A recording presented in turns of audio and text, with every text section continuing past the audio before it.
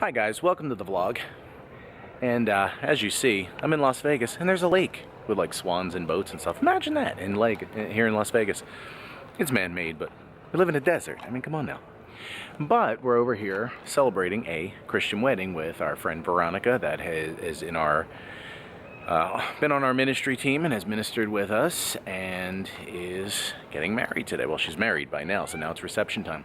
But since we're coming up close on Valentine's Day, I wanted to share a quick little something with you. Now, I know it's a holiday coming up, and I know there's like this thing I've noticed lately where, over the last few years, where Christians are really getting all bent out of shape about holidays, like Christmas and Easter. I get the whole thing, and I'm sure out there, somebody's probably all bent out of shape about Valentine's Day and something about pagan or something, or I don't know. But just like Christmas, I want to give you a little quick history because I kind of like this one. Valentine's Day, aka Saint Valentine's Day, is someone more recognized in the Catholic faith. Now, back in the day, when we're talking about like a little before 300 AD, I think it was like 284, 294, somewhere around then. You have to Google it and check for yourself. Was a priest. And these guys, back in the day, they were no joke, these guys.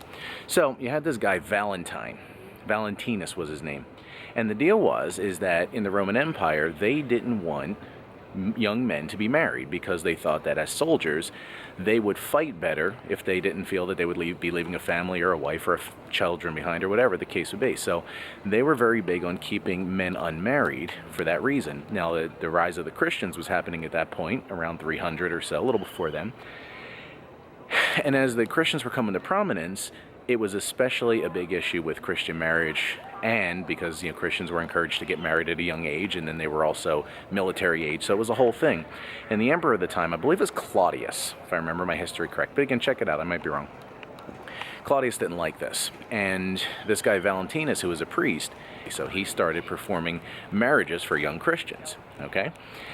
He eventually gets in trouble with the Roman Empire, as was pretty easy to do back in those days, and gets thrown in jail. Now, here's where it gets interesting. Now, there's several stories of who St. Valentine's was. Now, this is the one I kind of like because it has an element that I like to it, but, you check it out for yourself, but I'll share this one with you.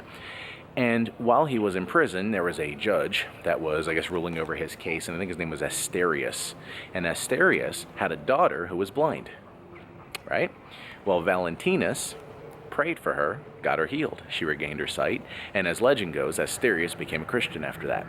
So Valentinus, in prison for, going against a marriage edict laid down by the country. Does that sound familiar from somewhere? Maybe. But by going against that, he not only got himself thrown in prison, the judge came to Christ, and when all was said and done, the whole deal was Valentinus was sentenced to a triple whammy. He had to be beaten, there was something else, stoned, and then ultimately decapitated, and he was martyred, Valentinus. And as the continuing rumor goes, is that he wrote a letter to Asterius' daughter, and when he signed it, it was from your Valentinus, or from your Valentine. So even though some of these holidays and things that we celebrate in even in amongst Christians, and people have an issue with sometimes, call to mind who the person that we're looking into or who we're celebrating or recognizing. Look at the person, not the practice, because sometimes that's a little more important. Not to mention the fact that maybe next time around we'll talk a little about St. Nicholas when Christmas comes around, because that dude, no joke. There's a reason he's a saint, and I'll tell you what that is about some other point later on.